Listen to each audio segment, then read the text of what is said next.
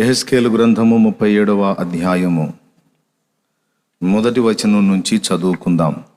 యెహోవా హస్తము నా మీదికి వచ్చెను, నేను ఆత్మవశుడనై ఉండగా యెహోవా నన్ను తోడుకొని పోయి ఎముకలతో నిండి ఉన్న ఒక లోయలో నన్ను దింపెను.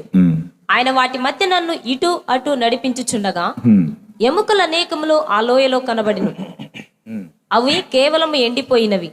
ఆయన, నరపుత్రుడా, ఎండిపోయిన ఈ ఎముకలు బ్రతుకగలవా అని నన్నడుగగా, ప్రభువా యెహోవా, అది నీకే తెలియనని నేనంటిని. అందుకు ఆయన, ప్రవచనమెత్తి ఎండిపోయిన ఈ ఎముకలతో ఇట్లనుము. చాలు, చిన్న మాట ప్రార్థన చేసుకుందాం. ప్రేమ కలిగిన మా మహాపరిశుద్ధ తండ్రి, ఘనుడవగు దేవా, నీకు స్తోత్రములు.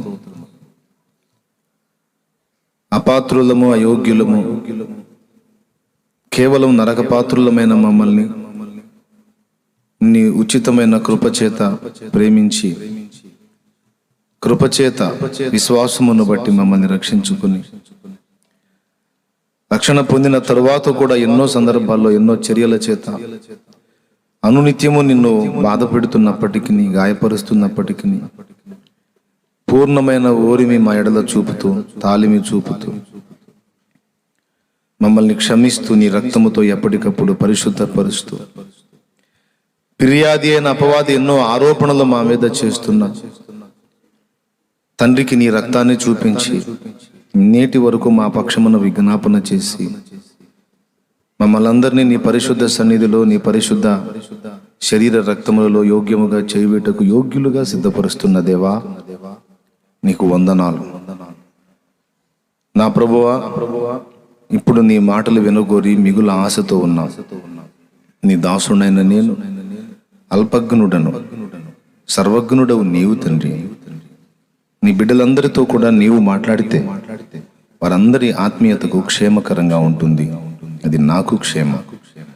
నేను మాట్లాడితే ఎవరికి ఎట్టి ప్రయోజనము ఉండదయ్యా. కనుక బోలెడంత ఆశతో దూర ప్రాంతాల నుంచి తెల్లవారక మునిపే బయలుదేరి ఈ సమయానికి ఇక్కడికి చేరిన నీ పిల్లలందరినీ దర్శించు. నీ కొరకు వారి హృదయంలో ఉన్న ఆశ, ఆసక్తిని దృష్టించి నీ బిడ్డలందరినీ దర్శించి నీవే మాట్లాడు. ఉపదేశాన్ని అడ్డగింపజూసేటువంటి దురాత్మ అంధకార శక్తుల ప్రభావాన్ని నజరేయుడకు యేసుక్రీస్తు నామములో బంధిస్తున్నాం. నీ కృప అనుగ్రహించి పూర్తిగా నీ పరిశుద్ధాత్మ స్వరమును మాకందరికీ వినిపించి మమ్మల్ని బ్రతికించుమని, బలపరచమని యేసుక్రీస్తు నామములో ప్రార్థించి వేడుచున్నాం తండ్రి. ఆమేన్, ఆమేన్.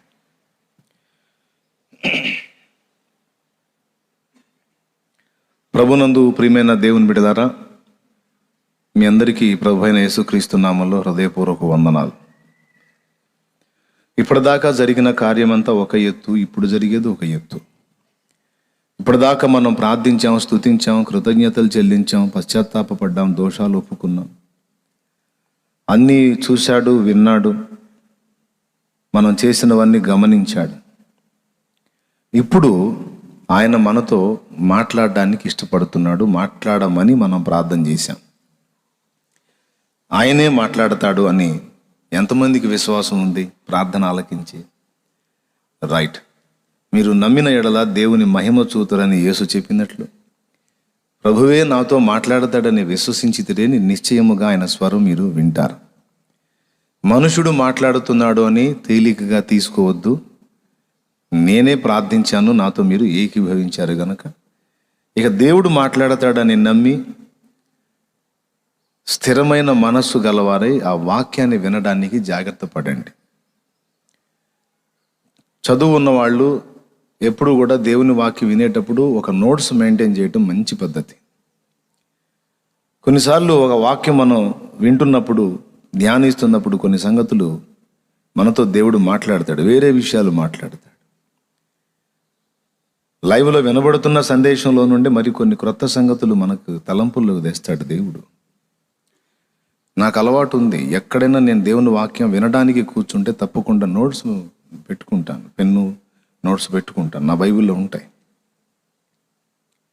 చక్కగా రాసుకుంటాను. దేవుడు నాకు ఏమేమి మాట్లాడుతున్నాడో ఆ డేట్ రాసుకుంటాను.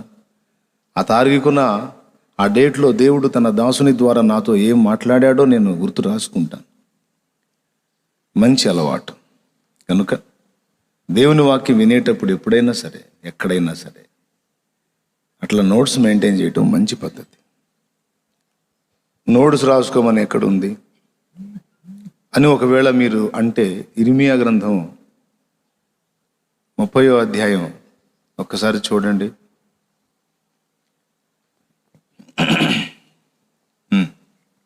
వచనం 3వ వచనం చివరి లైన్. కావున నేను నీతో చెప్పిన మాటలన్నిటినీ ఒక పుస్తకములో వ్రాసి ఉంచుకొనుము. చాలు, ఉంది కదా. నేను మాట్లాడాలని నువ్వు ఆశపడి అడిగావు, నేను మాట్లాడటానికి ఇష్టపడుతున్నా. మాట్లాడిన విషయాలన్నీ విని వదిలేయటం కాదు, ఒక పుస్తకంలో రాసి ఉంచుకో అన్నాడు.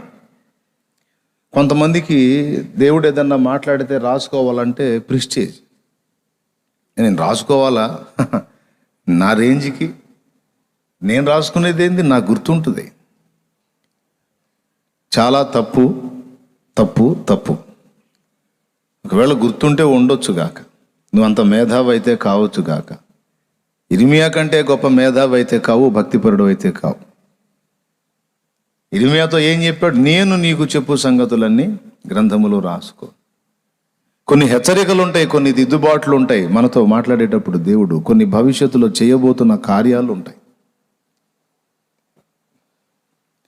ఇర్మియాతో దేవుడు చేయబోయే కార్యాలు రాసుకోమన్నాడు. నేను చెప్తాను, రాసి పెట్టుకో, గుర్తు పెట్టుకో, మొత్తం నెరవేరుతాయి చూడు అని. మనకైతే మన ఆత్మీయ జీవితానికి ఉపయోగపడే అన్ని సంగతులు దేవుడు మనకి ఆయన ముందు కూర్చున్నప్పుడల్లా మాట్లాడతాడు. కనుక ఏ సంగతి అయినా దేవుడు ఒకటి రిలీజ్ చేసినప్పుడు, ఒక ప్రసంగం అంతట్లో కనీసం ఒక్క మాటన్నా నీతో మాట్లాడ్డా, అంత అన్యాయస్తుడైతే కాదు కదా, ఖచ్చితంగా మాట్లాడతాడు. కనుక తప్పనిసరిగా రాసుకోవటం అనేది మంచి అలవాటు. స్పష్టంగా రాసుకొని భద్రం చేసుకున్నావు అనుకో, అప్పుడప్పుడు వాటిని ధ్యానించవచ్చు. ఒకవేళ దేవుడు ఎక్కడన్నా నిన్ను నిలబెట్టి వాడుకోవడానికి సిద్ధపడితే, చక్కగా నువ్వు విన్న అంశాలను ధ్యానిస్తున్నప్పుడు క్రొత్త తలంపులు దేవుడు నీకు అందిస్తాడు. వాక్యం వింటున్నప్పుడే కాదండి, బైబిల్ చదువుతున్నప్పుడు కూడా నోట్స్ పక్కన ఉండటం మంచి అలవాటు. బైబిల్ చదివేటప్పుడు కూడా కొన్నిసార్లు కొన్ని తలంపులు మనకిస్తాడు దేవుడు. ఆ తలంపులు దేవుడు ఇచ్చినప్పుడు వెంటనే మనం నోట్ చేసుకోవాలి, లేకపోతే మళ్ళీ జుట్టు బీక్కున్న అది గుర్తురాదు. కొంతమందికి ఈ అనుభవం ఉంది. కొన్నిసార్లు ధ్యానం చేస్తున్నప్పుడు కొన్ని తలంపులు దేవుడు ఇస్తాడు, ఇచ్చినప్పుడు వెంటనే నోట్ చేసుకోకపోతే తర్వాత కాసేపు వేరే ఆ టాపిక్లోకి వెళ్ళి మళ్ళా వచ్చి ఇందాకేదో తలంపు వచ్చిందే, ఇందాకేదో మంచి విషయం దేవుడు నా దృష్టిలోకి తెచ్చాడే అని ఇక ఎంత జుట్టు పీక్కున్నా రాదు. కాబట్టి ఆశగల ప్రాణాన్ని తృప్తిపరుస్తాను అన్నట్లు ఆశగలిగి సమకూర్చుకునేవానికి సమృద్ధిగా ఇవ్వబడుతుంది. కాబట్టి ఇది మర్చిపోవద్దు, మంచి అలవాటు. ఒకవేళ ఇప్పటిదాకా మీరు అలా చేయకపోతే దయచేసి ఇక నుంచి నేర్చుకోండి అట్లా, సరేనా? రైట్. ఇక్కడ ప్రవక్త అయిన యెహెజ్కేలుతో దేవుడు వ్యవహరిస్తున్న తీరు, దేవుడు చేసినటువంటి కార్యం ఆయన ప్రస్తావించాడు. యెహెజ్కేలు దేవుని ప్రవక్త. దేవుని హస్తము, యెహోవా హస్తము నా మీదికి వచ్చింది అన్నాడు. యెహోవా హస్తము, యెహోవా బాహువు. బాహువు అంటే కదా, అవును. హస్తము అంటే కూడా బాహువులో ఒక భాగం. కానీ ఇక్కడ నుంచి దీన్ని ఈ ఒక చెయ్యే కదా, దీనికి ఎన్ని పేర్లు ఉన్నాయో దీన్ని ఏమంటారు అయ్యా? రైట్. దీన్ని భుజం. ఇది మొత్తం చెయ్యే, కానీ దీనికి 3 పేర్లు వచ్చినాయి. ఇది అరచెయ్యి, ఇది చెయ్యనంట కానీ అరచెయ్యంట. ఇది చెయ్య కానీ మోచేయంట. ఇదేమో బాహువు లేక భుజం. Okay, right. యెషయా గ్రంథం 53వ అధ్యాయము 1వ వచనంలో, మేము తెలియజేసిన సమాచారము ఎవడు నమ్మెను, యెహోవా బాహువు ఎవనికి బయలుపరచబడెను అని బాహువు అని మాట్లాడుతూ, బాహువు అంటే చెయ్యి, కానీ చెయ్యి అని ప్రస్తావించి కింద ఒక వ్యక్తిని చూపిస్తాడు. ఇదేంది యెహోవా బాహువు అన్నాడు. యెహోవా బాహువు అంటే దేవుని చెయ్యి, కానీ చెయ్యి అని చెప్పబడిన వ్యక్తి చెయ్యి కాదు, ఒక వ్యక్తి. ఆయన శిలువ శ్రమలన్నీ కూడా అక్కడ అభివర్ణించబడ్డాయి. అక్కడ నుంచి చదివితే ఎండిన భూమిలో లేత మొక్క వలెను ఎండిన భూమిలో మొలచిన మొక్క వలెను అతడు ఆయన ఎదుట పెరిగెను. అదిగో బాహువు అని చెప్పి అతడు ఆయన ఎదుట పెరిగెను అంటాడు. ఈ బాహువుని అతడు అంటున్నాడు. ఎవరితడు? కింద చదివితే అతనికి స్వరూపమైనను సొగసైనను లేదు, సిలువలో అన్ని కోల్పోయాడు. మనం అతన్ని చూచి అపేక్షించున్నట్లుగా అతని యందు స్వరూపము లేదు. అతడు తృణీకరింపబడిన వాడును, ఆయను మనుషుల వలన విసర్జింపబడిన వాడును, వ్యసనాక్రాంతుడు గాను వ్యాధిని అనుభవించిన వానిగాను మనుషుడు చూడనొల్లని వాడిగాను ఉండెను. మనుషులు చూడనొల్లని వానిగాను ఉండెను. అతడు తృణీకరింపబడిన వాడు గనుక మనము అతనిని ఎన్నిక చేయకపోతిమి. నిశ్చయముగా అతడు మన రోగములను భరించెను. అదుగదుగదుగో నిశ్చయముగా అతడు మన రోగములను భరించెను, మన వ్యసనములను వహించెను. మన వ్యసనములను ఆయన వహించెను. అయినను మొత్తబడిన వానిగాను దేవుని వలన బాధింపబడిన వానిగాను శ్రమ నొందిన వానిగాను మనం అతనిని ఎంచితిమి. మన అతిక్రమ క్రియలను బట్టి అతడు గాయపరచబడెను. ఎవరండి ఈయన? మన అతిక్రమముల కోసం తను గాయపరచబడ్డవాడు ఎవరైనా? అతడు పొందిన దెబ్బల చేత మనకు స్వస్థత కలుగుచున్నది. ఎవరైనా? ప్రభు అయిన యేసు. కానీ ఆయనకు స్టార్టింగ్లో చెప్పిన పేరేంటి? యెహోవా బాహు. దేవునికి స్తోత్రం కలుగును గాక. హల్లెలూయా. యెహోవా బాహు అని యేసయ్యకున్న బిరుద నామాల్లో ఒక నామం. ఇప్పుడు బాహు సంగతి పక్కన పెట్టి యెహోవా హస్తము సంగతి చూద్దాం. బాహువులో భాగమే అయినా ఇది వేరు. దీనంతటిని కలిపి హస్తము అంట. హస్తం గుర్తుంది కదా ఓట్లలో. ఓకే, చెయ్యి గుర్తు లేదు, బాహువు గుర్తు లేదు, హస్తం గుర్తు. ఇది ఒకటి సపరేట్ అన్నట్టు. యెహోవా హస్తము నా మీదికి రాగా. యెహోవా హస్తము అనే పేరు పరిశుద్ధాత్మకున్నది. పరిశుద్ధాత్మ అభిషేకం ఒక వ్యక్తి మీదికి వచ్చుట, యెహోవా హస్తము నా మీదికి వచ్చుట. పరిశుద్ధాత్మ అభిషేకము భక్తుని మీదికి వచ్చి పరిశుద్ధాత్మ ఆయనను వశపరుచుకున్నాడట. ఆత్మ వశుడయి ఎముకలు గల ఒక లోయలోనికి దించబడ్డాడు. అక్కడ అన్ని ఎండిపోయిన ఎముకలు ఉన్నాయి. ఈ ఎండిపోయిన ఎముకల మధ్యలో అటూ ఇటూ తిరగమన్నాడట. సరే, తిరుగుతా ఉన్నాడు. తిరుగుతా ఉంటే దేవుని స్వరం వినబడుతుంది. నరపుత్రుడా, నరపుత్రుడా, పుత్రుడా, చిత్తము ప్రభువా. నీకేం కనబడుతుంది? ఎండిపోయిన ఎముకలు కుప్పలు కుప్పలుగా కనపడుతున్నాయి ప్రభు. ఏమంటున్నాడో చూడండి. ఈ ఎముకలు తిరిగి బ్రతుకగలవా? ప్రభువా యెహోవా, అది నీకే తెలియను. ఆ తర్వాత ఆయన అంటున్నాడు చూడు. అందుకు ఆయన ప్రవచనమెత్తి ఎండిపోయిన ఈ ఎముకలతో ఇట్లనుము, ఎండిపోయిన ఎముకలారా, యెహోవా మాట ఆలకించుడి. ఈ ఎముకలకు ప్రభు అయిన యెహోవా సెలవిచ్చినదేమనగా, మీరు బ్రతుకున్నట్లు నేను మీలోనికి జీవాత్మను రప్పించుచున్నాను. చర్మము కప్పి మీకు నరములనిచ్చి మీ మీద మాంసము పొదిగి చర్మము మీ మీద కప్పెదను. మీలో జీవాత్మనుంచగా మీరు బ్రతుకుదురు. దేవునికి మహిమ అని నేను చెప్పానని చెప్పు అన్నాడు.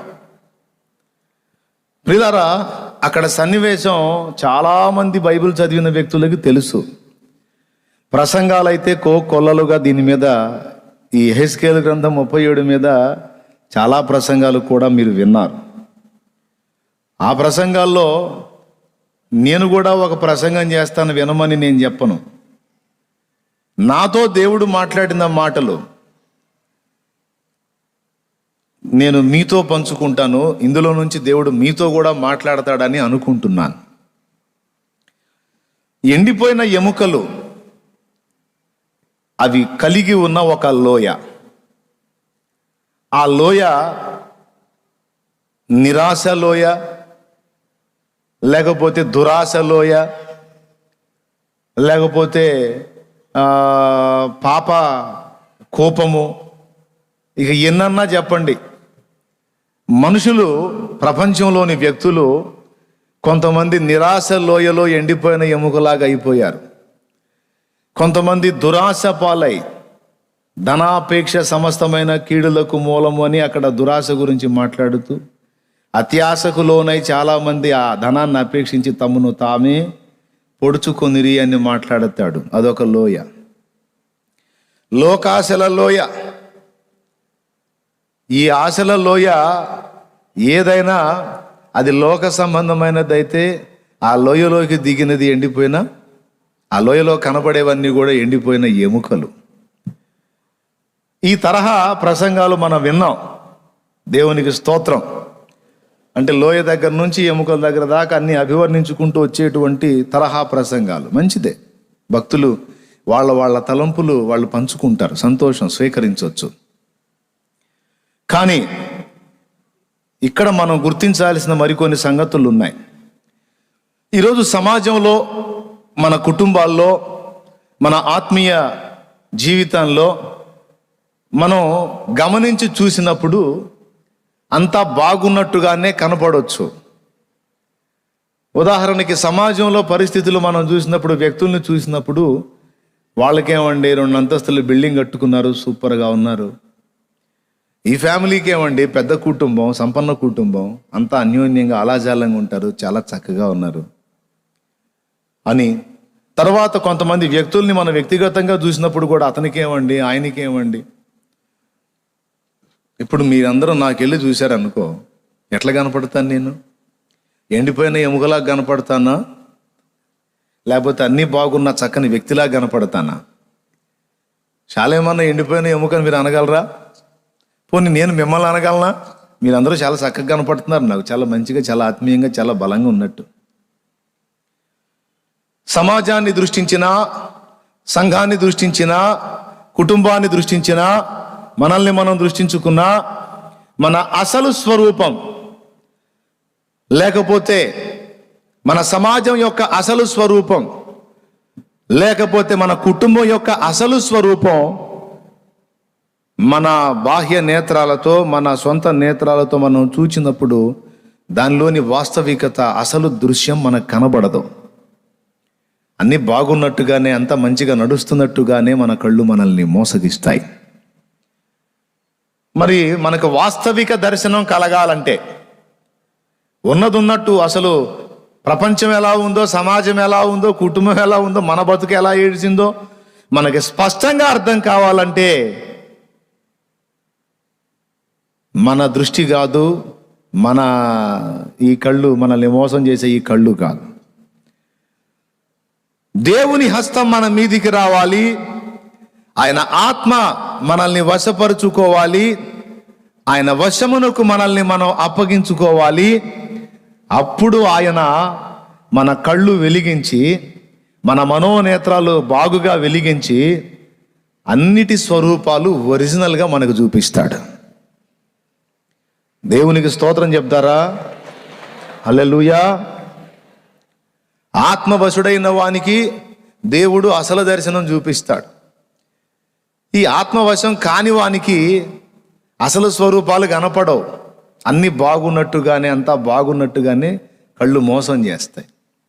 దేవుడు నవ్వుకుంటాడు. అది కాదురా, కొన్ని కుటుంబాలు నేను చూస్తాను, చాలా కళకళకళకళకళలాడుతున్నట్టు ఉంటారు నేను పోగానే, కానీ వాళ్ళ మధ్య భయంకరమైన యుద్ధం జరుగుతూ ఉంటుంది. కానీ నేను ఎంటర్ అవగానే మొత్తం ఎవరి పాత్ర వాళ్ళు సూపర్గా పోషిస్తారు.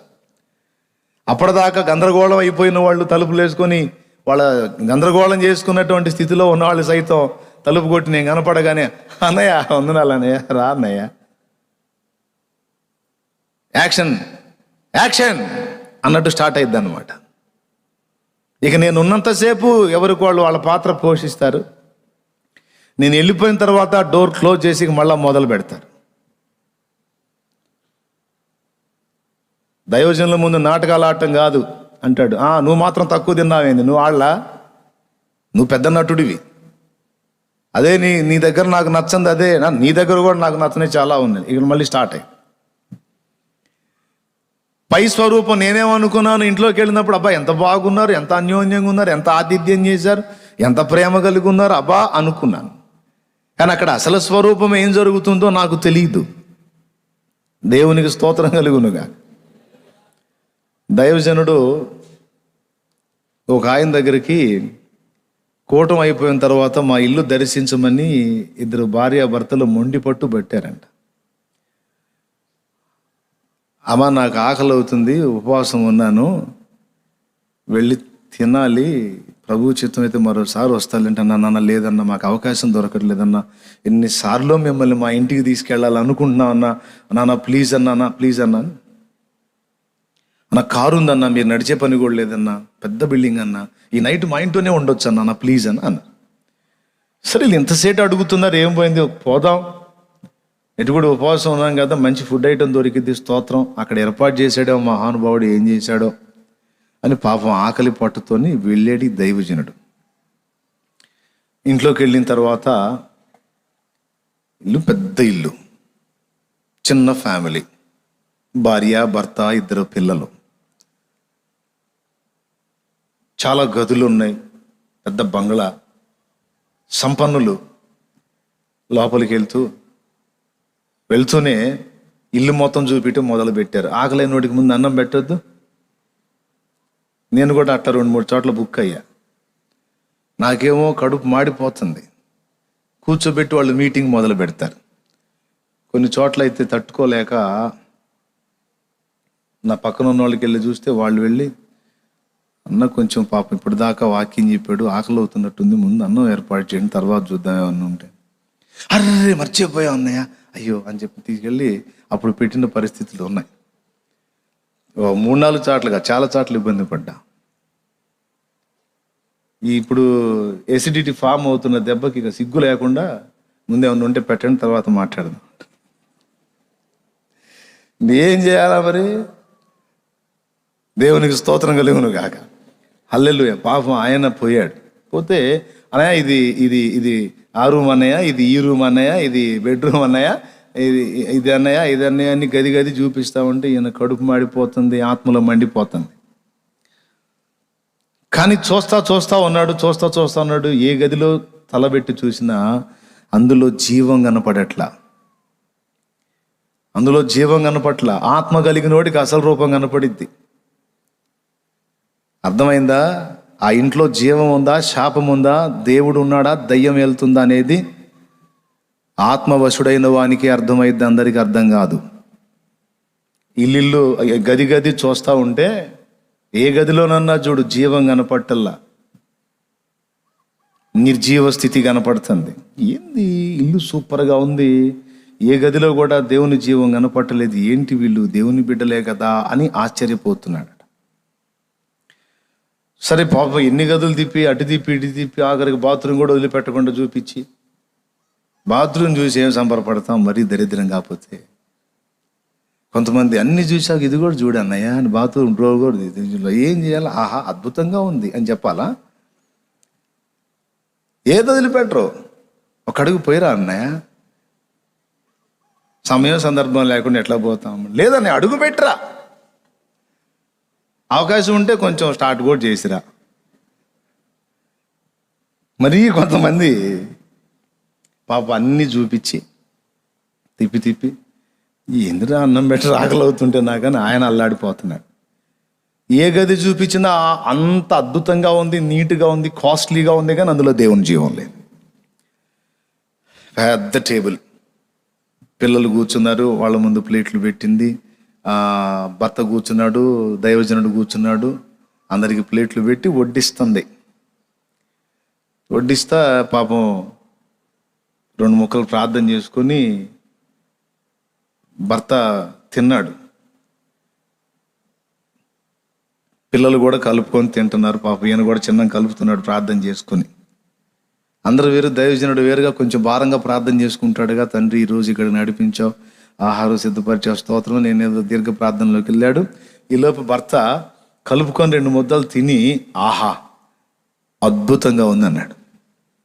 ఈ మాట అన్నాడో లేదో ఆమె చేతిలో గిన్నె ఎత్తి ధనమని నేల మీద కొట్టి అలాగో నడుచుకుంటూ పోయి గదిలోకి వెళ్ళిపోయి పటామని తలుపేసి అలాగనే ఉండిపోయిందంట లోపల.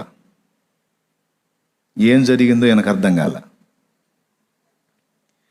సరే వదిలే, భర్తకెళ్ళి చూశాడు. అతను ఈ కొంపలో ఎప్పుడు ఇంతే అని చేయగడుక్కొని ఈడు ఇంకో గదిలో పోయి తలుపేసుకున్నాడు. పాపం పిలిచినోడు సంగతి ఏంది? పిల్లలు ఏం పట్టించుకోవట్లేదండి, శుభ్రం కలుపుకొని తింటున్నారు. పాపం ఈయన ఎట్ట తింటాడు, మరీ సిగ్గు లేకుండా ఆంతున్న ఇద్దరు భార్యాభర్త అరుచుకొని వెళ్ళిపోయారు. అసలు గొడవ ఏందో ఆయనకు అర్థం కాల. ఈయన ఎట్లా తింటాడు పాపం? ఆ అన్నం అట్లనే వదిలేసి పిల్లలకి వెళ్ళి చూస్తే ఇంత ఫీలింగ్ కూడా లేకుండా తింటున్నారంట వాళ్ళు మాట్లాడుకుంటా. ఒరే అమ్మ అటు పోయింది, నాన్న ఇటు పోయాడు, వాళ్ళిద్దరూ ఆమె గదిలోకి పోయి తలుపేసుకుంది, ఈయన గదిలో పోయి తలుపేసుకుంది, మీరేంద్ర శుభ్రంగా తింటున్నారు, మీకు ఇంత ఫీలింగ్ కూడా లేదంటే, ఎందుకు అంకుల్ మా ఇంటి రోజు ఇదేగా, మీరు కూడా తినండి లేకపోతే మీకు ఎండిద్ది అని వాళ్ళు తింటున్నారంట. మా ఇంట్లో రోజు ఇంతే అంకుల్, ఏదో గొడవ దేని దగ్గర దాని దగ్గర. స్టార్టింగ్లో చూసాము మాకు కూడా ఎండింది, అందుకే ఇక ఏమన్నా జావని అనవసరం అని మేము తింటున్నాం, లేకపోతే నకనకలాడాలి అంకులు, తినేసేయండి అంకులు అంటే నేను ఎట్లా తింటారో సిగ్గు లేకుండా అని పాపం ఆ ప్లేట్ అక్కడే వదిలిపెట్టిపోయి సోఫాలో, పాపం ఎక్కడ ఏ గదిలో పండుకోవాలన్నది కూడా చూపించలే, ఆ సోఫాలో పండుకొని కడుపు మాడిపోతూ ఉంది. పెద్ద ఇల్లు కారులో తీసుకెళ్తామంటే పలావ్ దొరికిద్దేమో అనుకున్నాడు. మామూలు ఫుడ్ కూడా నోచుకోలేదు, కడుపు మాడుతా పండుకుంటే అప్పుడు దేవుడు మాట్లాడుతున్నాడంట, నా కుమారుడా చూసావా ఇల్లు ఎలా ఉంది, మనుషులు ఎలా ఉన్నారు, వాళ్ళ మాటలు ఎలా ఉన్నాయి, చాలా అద్భుతంగా ఉన్నారు, చాలా ఆత్మీయంగా ఉన్నారు, దైవజనుల పట్ల చాలా ఆసక్తి కలిగి ఉన్నారు అనుకున్నావు గదు, అది కాదు ఒరిజినల్, ఇది ఒరిజినల్. ఇవి ఎండిపోయిన ఎముకలు, నిర్జీవమైన జీవితాలు, జీవము గల దేవుడునైనా నన్ను ఎరిగి కూడా శాపాన్ని అనుభవిస్తున్న బ్రతుకులు, నాకు స్థానం ఇవ్వకుండా విధేయత చూపకుండా పైపైన ఉండి స్థిరము లేకుండా లోతుగా నాటబడి దేవుని జీవం పొందుకొని జీవ సహితమైన భక్తి చేసే పరిస్థితుల్లో లేకుండా నామకార్థపు భక్తులుగా ముసుగులో బ్రతుకుతున్న బ్రతుకులు, వెలిచూపులకి ఇళ్ల మీద యేసు ప్రభు బొమ్మలు కనపడతాయి, వెలిచూపులకి వాక్యాలు కనపడతాయి, వెలిచూపులకి ఆర్భాటాలు కనపడతాయి, వెలిచూపులకి నెలకోసారి 2 నెలలకోసారి ఇంట్లో కోటాలు కనపడతాయి, కానీ లోపలంతా నిర్జీవమే. బాధపడ్డాడు, ఏడ్చుకున్నాడు, కన్నీరు గార్చి ప్రార్థన చేశాడు. ఆ టైంలోనే లేచి వెళ్ళిపోవాలనుకున్నాడట. వెళ్ళిపోవాలనుకుంటే మర్యాద కాదుగా. సరే దేవుడు చెప్పమన్న మాట చెప్పి వెళదామని అలాగుండి తెల్లవారిన తర్వాత చిన్నగా భార్య డోర్ ఓపెన్ అయిందంట. వచ్చింది, వందనాలు అన్నయ్య, భోంచేశారు అన్నయ్య అందంట. ఏం మాట్లాడలేదంట. అమ్మ నీ భర్త కొంచెం సేపట్లో వస్తాడు అన్నయ్య అని పోయి తలుపు కొట్టింది. అన్న పిలుస్తున్నాడు, టక్ వచ్చాడు బయటికి. వందనాలు అన్న. అన్న భోంచేశారా?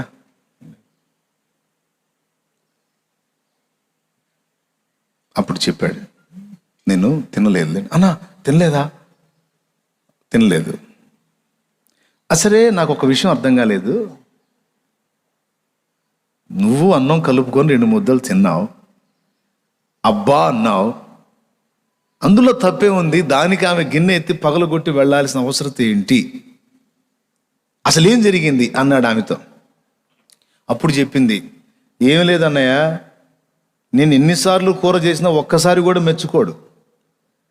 పని మనిషి చేస్తే అబ్బా అబ్బా అని లొట్టలేసుకొని తింటాడు.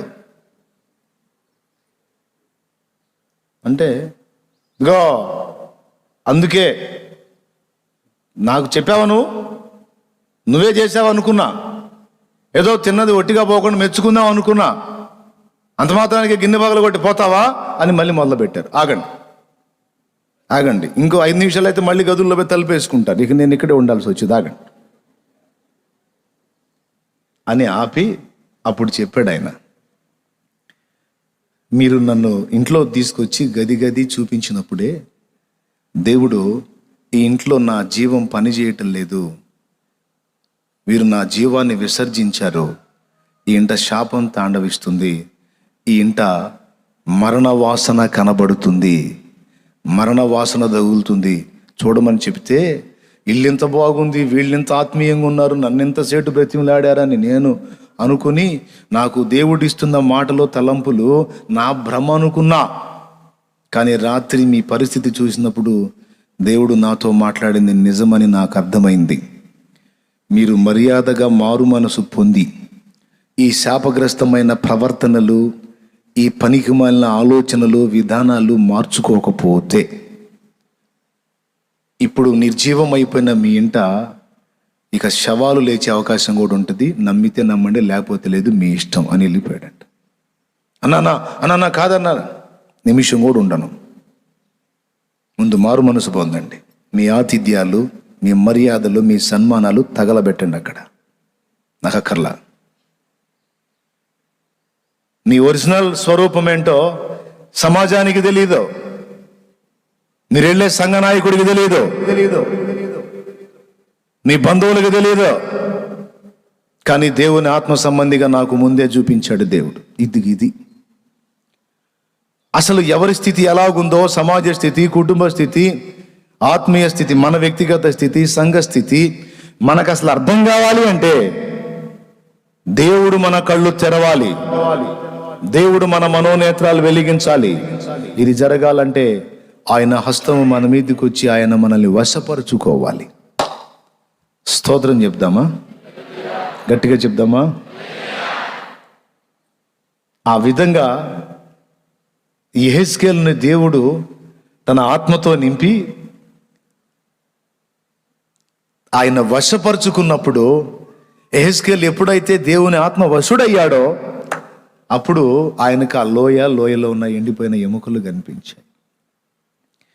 ఈరోజు మనం కూడా దేవుని ఆత్మ అభిషేకం పొందిన వారమై ఆత్మ వశులముగా మార్పు చెందగలిగితే మన కళ్ళ ముందు నిలిచిన మనిషి కూడా మన కళ్ళ ముందు గంభీరంగా కనపడతాడు, కానీ వాని ఆంతర్యం ఏంటో, వాడు సజీవంగా ఉన్నాడో లేకపోతే ఎండిపోయిన ఎముకలాగా అయిపోయాడో మనకు అర్థమవుతుంది,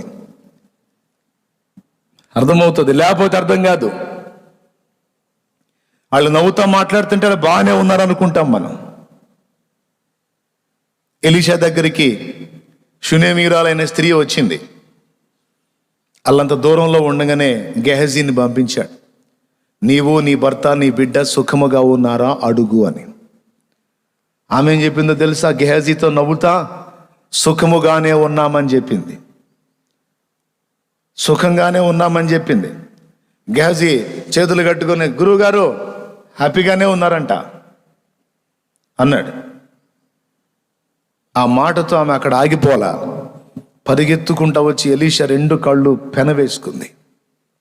ఎప్పుడైతే ఎలీషా 2 కాళ్ళు పెనవేసుకుందో గెహజీ పరిగెత్తుకుంటూ వచ్చి, ఇదిగో ఏమమ్మా బుద్ధి లేదా, దైవజనుడి దగ్గరికి వెళ్ళి ఆయన పట్టుకుంటావేంటి, వదిలా, ఎవరైనా చూస్తే ఏమనుకుంటారో, తప్పో అని తోలివేయబోయాడు. వెంటనే ఎలీషా అన్నాడు, ఆగు గెహజీ ఆగు. ఆమె చాలా దుఃఖములో ఉంది, చాలా గుండె గాయములో ఉంది. దేవుడు దాన్ని నాకు మరుగు చేసి ఉన్నాడు అని అప్పుడు ఆమెను పైకి లేపి, ఏంటి తల్లి అన్నాడు. నీవు నాకు కుమారుని అనుగ్రహించినట్లు దేవునికి ప్రార్థన చేసి ఇచ్చావు కదా, ఆ బిడ్డ ఇప్పుడు చనిపోయాడని చెప్పింది.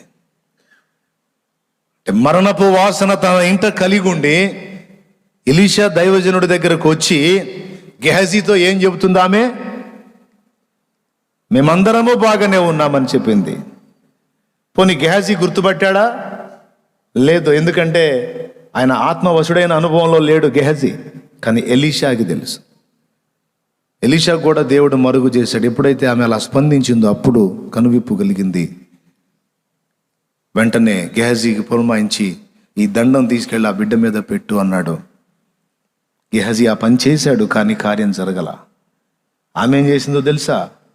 అయ్యా, వీడిని పంపిస్తున్నావా? వీడిని అనలేదులే కానీ ఇతన్ని పంపిస్తావా? ఏదో నీ పక్కన తిరుగుతున్నాడనే కానీ అంత విషయం లేదయ్యా. ఏదో నీ పక్కన తిరుగుతున్నాడు కానీ అంత జీవం కలిగినోడు కాదయ్యా. ఏదో నీ పక్కన తిరుగుతున్నాడు కానీ ఆత్మవశుడు కాడో. ఏదో నీ పక్కన నిలబడుతున్నాడు కానీ ఆత్మ నడిపింపులో లేడో. ఏదో నీ పక్కన తిరుగుతున్నాడు కానీ దేవుని మనస్సు కలిగిన వాడు కాడో. అతన్ని పంపిస్తే కార్యం జరిగిద్దయ్యా, నువ్వేరా. నా బిడ్డని నీ గదిలోనే పరుండబెట్టానని అడిగి బ్రతిమాలి తీసుకెళ్లి బిడ్డను బతికించుకుంది. ఇప్పుడు నేను టోటల్గా మీకు అర్థమయ్యేటట్టు చెప్పాలనుకున్న అంశం ఏంటంటే,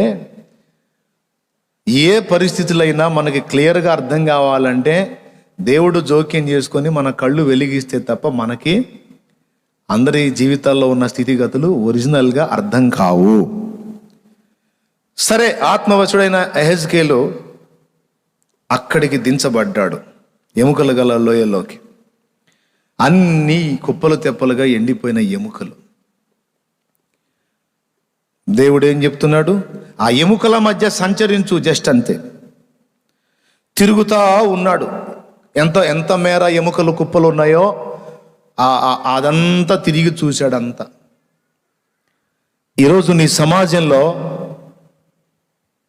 పెద్ద పెద్ద ఇళ్లలో, చిన్న చిన్న ఇళ్లలో, అద్దె ఇళ్లలో, సొంత ఇళ్లలో ఎండిపోయిన ఎముకలు కుప్పలు కుప్పలుగా ఉన్నాయి.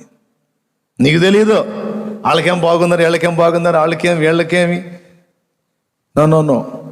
ఆత్మవశుడవై అభిషిక్తుడవైతే ఆ సమాజంలో ఉన్నటువంటి ఆ గృహాలలో ఉన్న వ్యక్తుల జీవితాలు అవి ఎండిపోయిన స్థితిలో ఉన్నాయో, అద్భుతంగా ఉన్న స్థితిలో ఉన్నాయో నీకు వాస్తవిక దర్శనం కలుగుతుంది. అలా యెహెజ్కేలు ఏం చేశాడు? వెంటనే ఏదో పని చేయటం మొదలు పెట్టాల, జస్ట్ తిరగటం మొదలు పెట్టాడు. అక్కడ ఎందుకు తిరుగుతున్నావు యెహెజ్కేలు అని మనం అడిగితే, దేవుడు తిరగమన్నాడు, నేను తిరుగుతానంతే. దేవునికి మహిమ కలుగును గాక. హల్లెలూయా, హల్లెలూయా. ఒప్పిచెర్ల అనే ప్రాంతానికి మన తమ్ముడు యోసేపు తమ్ముడు వెళ్ళాడు, ప్రార్థన చేసుకున్నాడు, దేవుడు మాట్లాడాడు. నేను కూడా ఒకసారి మాట్లాడాను పరిశుద్ధాత్మ ప్రేరణలో. తమ్ముడు, ఆ ప్రాంతంలో నేను రక్షణలోకి నడిపించినటువంటి బిడ్డలు దాదాపు 41 మంది ఆత్మలు ఉన్నారు. వాళ్ళు ఏమయ్యారో తెలియదు. కనీసం వారిలో కొందరైనా తిరిగి ఉజ్జీవింపబడినట్లు ఎవరన్నా వెళితే బాగుండు నాయనా అని నేను అన్నాను.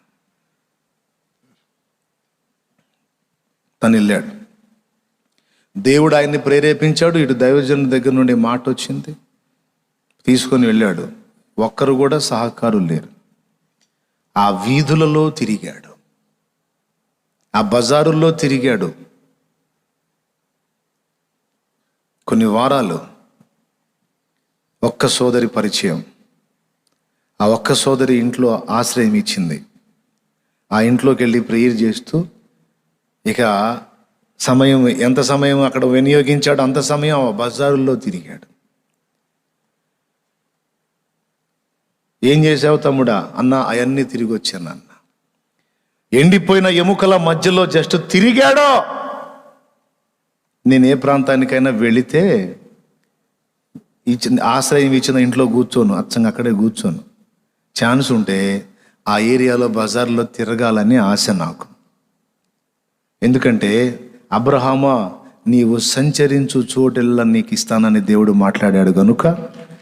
నేను సంచరించిన వీధులన్నీ దేవుని కొరకు పట్టబడతాయి అని ఆశ, విశ్వాసం. హల్లెలూయా, హల్లెలూయా. తిరగటానికి ఇష్టపడతా. అంటే నాకు వస్తాయని కాదు, ప్రభువుకి అప్పగించినట్లు ప్రేరు వాక్కులాగా తిరిగి, ప్రభా ఈ ప్రాంతం దర్శించు, ఈ ప్రాంతం దర్శించు, మనసులో ప్రార్థన చేసుకుంటూ మామూలుగా తిరుగుతూ ఉంటా. ఊరకపోయిద్దా అట్లా తిరిగి చేసిన ప్రార్థన?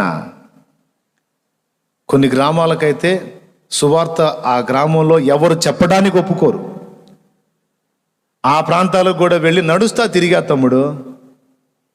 అర్థమైందా? నువ్వు వెళ్ళగానే నేను ఇక్కడ సువార్త ప్రకటిస్తానంటే రా మేమందరం కూర్చుంటాం, నువ్వు మొదలుపెట్టు అనరో. తిరగాలి. ఎండిపోయిన ఎముకల మధ్య ఇటు అటు తిరిగాడు. బాగుంది. తర్వాత ఏం జరిగింది? దేవుడు మాట్లాడుతున్నాడు. నరపుత్రుడా, నరపుత్రుడా, నీకేం కనపడుతుంది? అంత బాగానే ఉంది. అల్లా తనకేం కనపడుతుందో చెప్పాడు. ఎండిపోయిన ఎముకలు ప్రభువా. ఎండిపోయిన ఎముకలు ఇవి బ్రతకగలవా? బతుకుతాయి ప్రభువా అనలా. ఏం బ్రతుకుతాయి ప్రభువా? ఎండిపోయిన ఎముకలు, చచ్చిపోయిన వాళ్ళు కదా అనలా. స్తోత్రం చెప్పండి, గట్టిగా చెప్పండి, ఇంకోసారి చెప్పండి. ఎండిపోయిన ఎముకలుగా ప్రభువా అనలా, బ్రతుకుతాయి అని కూడా అనలా. మరేమన్నాడో తెలుసా? ప్రభువా యెహోవా, ప్రభువగు యెహోవా అది నీకే తెలియను అన్నాడు. ఎందుకంటే అవి బాగుపడాలా లేకపోతే వాటి బ్రతుకు అంతే తెల్లారాలా అనేది నా చేతుల్లో లేదయ్యా, నీ చేతుల్లో ఉంది. పౌలా, పౌలా, నీవు భయపడక మాట్లాడు. ఈ పట్టణములో నాకు బహుజనమున్నది. నీకు హాని చేయుటకు ఏదియు ఎవ్వడును నీ మీదికి రాడు, ఎవడును నీ మీదికి రాడు. ఇక్కడ మనకి చాలా ఆత్మలు ఉన్నాయి అని పౌలుతో ఒకసారి మాట్లాడాడు, గుర్తుందా? అపోస్తలుల కార్యముల్లో ఏం చేయాలో, అక్కడ ఏం జరగబోతుందో, అక్కడ ఎన్ని ఆత్మలు ఉన్నాయో, ఎంతమందిని దేవుడు రక్షించుకోవాలని అక్కడ పౌలును పంపించాడో పౌలుకు తెలియదు. పౌలుకు వ్యతిరేకత వచ్చింది. పౌలు ఒకవేళ వెళ్ళాలనుకున్నాడేమో అక్కడి నుంచి. దేవుడేమన్నాడో తెలుసా? నో వెళ్ళటానికి వీల్లేదు, మౌనంగా ఉండటానికి కూడా వీల్లేదు. ఎవరికో భయపడి నోరు ముయ్యొద్దు, మాట్లాడో. ఈ పట్టణంలో బహుజన సమూహము నాకున్నది అన్నాడు.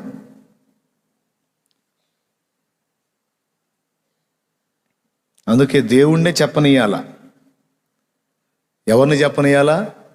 మనం చెప్పడం కాదు. ఎక్కడ ఎంతమంది ఉన్నారో, ఎక్కడ ఎంతమంది క్యాచ్ అవుతారో లిస్ట్ ఆయన దగ్గర ఉంది. కాబట్టి దేవా యెహోవా అది నీకే తెలుసయ్యా. వాళ్ళు చచ్చి అంతే ఉంటారో బతుకుతారో నీకే తెలుసయ్యా. వాళ్ళని అంతే ఉంచాలనుకుంటావో బతికించాలనుకుంటావో ఏదనుకున్నా నువ్వు చేయగలవయ్యా. నాదేముందయ్యా, నా సొంతంగా నేనేం మాట్లాడను ప్రభువా, నీ చిత్తం నీకే తెలియను అన్నాడు. రైట్. అట్లయితే ప్రవచనం ఎత్తి ఇలాగూ చెప్పు, ఎండిపోయిన ఎముకలతో చెప్పు, ఎండిపోయిన ఎముకలారా యెహోవా సెలవిచ్చుచున్నాడు, ఆలకించండి అని చెప్పు అన్నాడు. ఏంటి ప్రభువా చెప్పేది? మనుషులయ్యా? మనుషులకైతే చెప్పొచ్చు. ఎండిపోయిన ఎముకలు అవి మనుషుల ఎముకలే కానీ చల్లా చెదురైపోయిన ఎముకలు. ఆ ఎముకలకి ఏమన్నా చెవులు ఉన్నాయా? నేను చెప్పే మాట వినటానికి?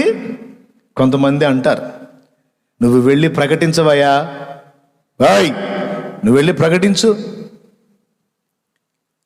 నేను చెప్పానని చెప్పు వాళ్ళకి అంటే వాళ్ళు వినరు ప్రభువా, వాళ్ళు వినరు.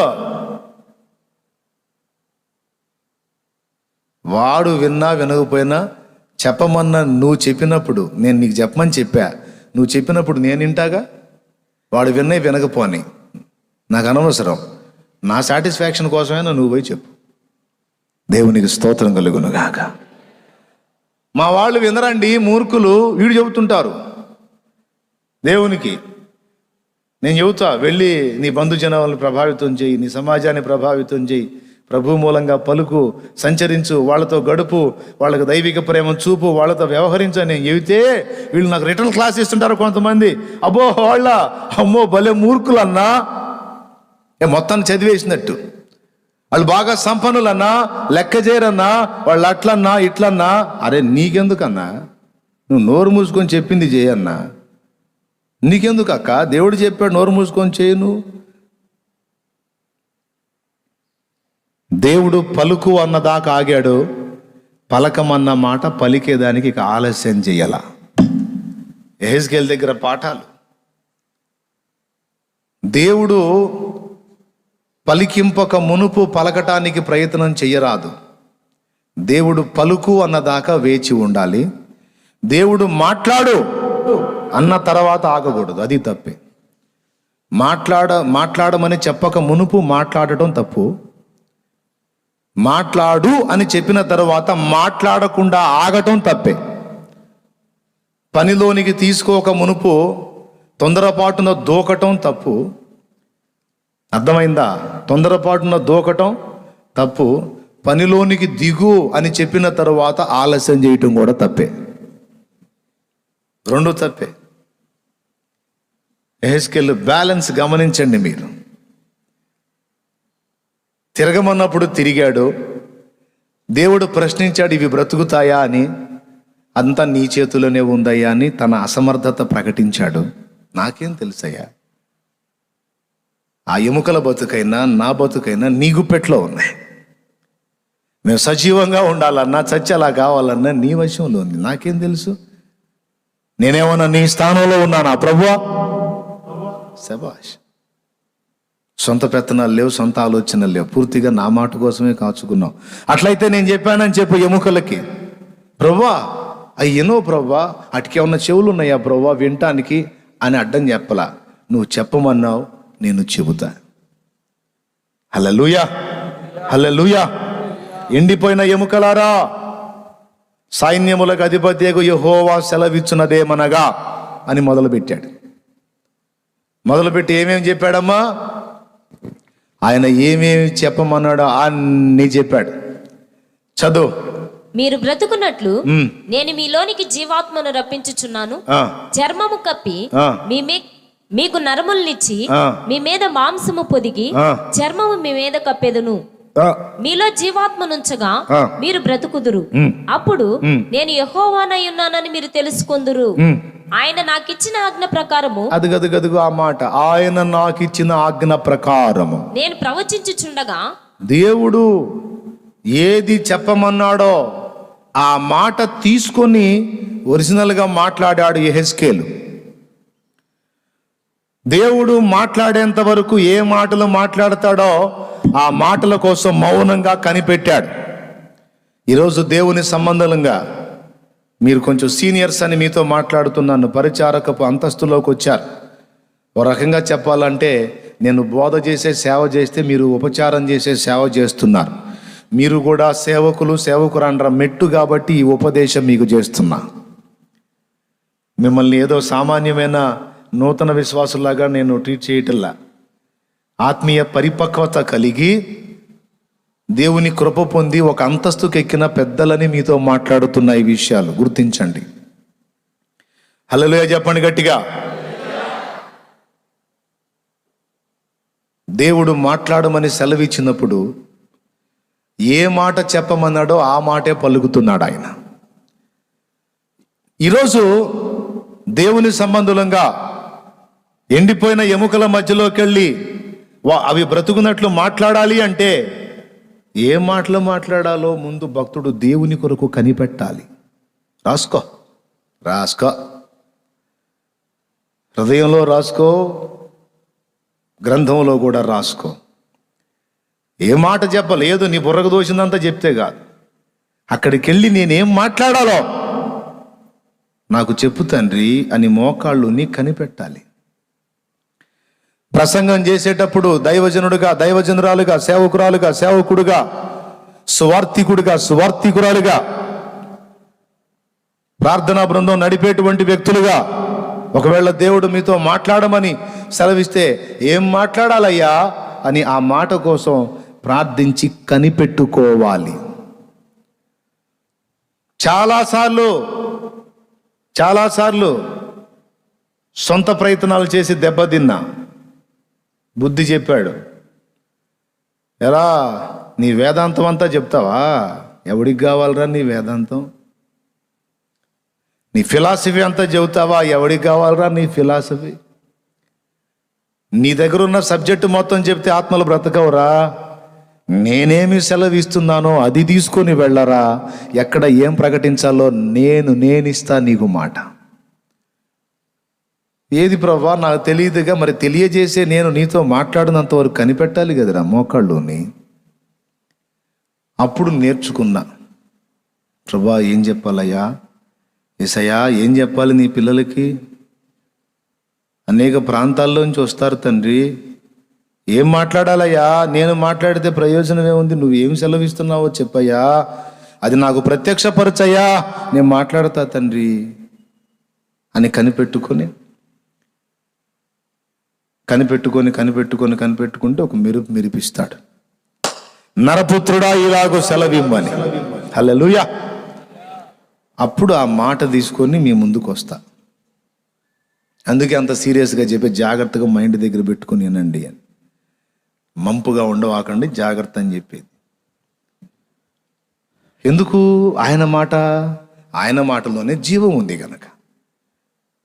ఇప్పుడు బైబిల్ మొత్తం సబ్జెక్టు చాలా పెద్ద సబ్జెక్టు.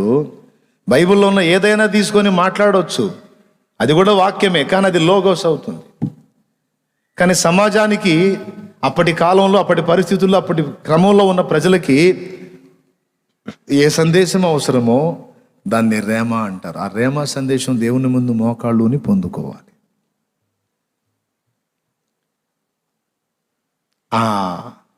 ఆ సమాధానం కోసం ఆగాడు వాసు. దేవుడిచ్చే మాట కోసం ఆగాడు యెహెజ్కేలు.